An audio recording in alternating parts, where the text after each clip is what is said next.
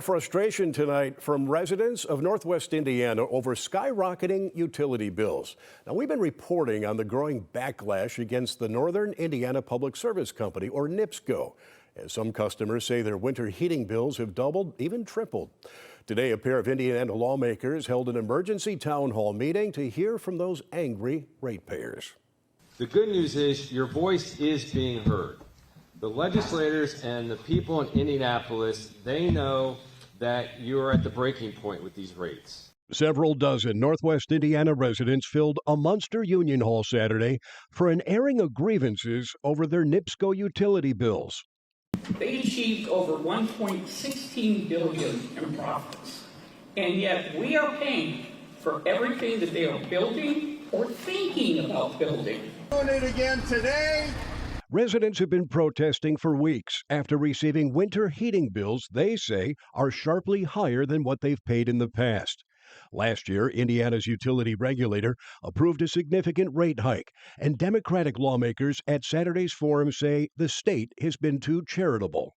I can tell you that from my perspective, the legislature has made decisions over the last decade or so that have not been in the interests of consumers. A bill in the Indiana legislature would limit how much utilities can raise their rates and stop service disconnections during extreme cold or heat.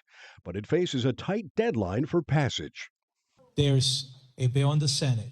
Reach out to your state senators. Let them know that you want a stronger utility bill that will focus on bringing immediate relief to the constituency when it comes to utilities, but also hold the utility companies accountable.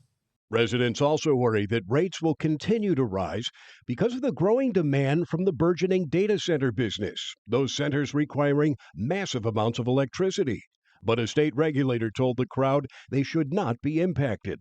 Ultimately, NIPSCO's goal is to sort of ring-fence or bifurcate that new generation to a separate legal entity that ratepayers are not responsible for, that the new data center will be responsible for.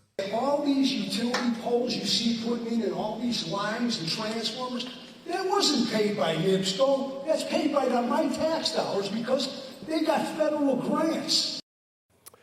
NIPSCO has said the higher bills are being driven by an especially cold winter market, driven by gas prices and infrastructure improvements. All right.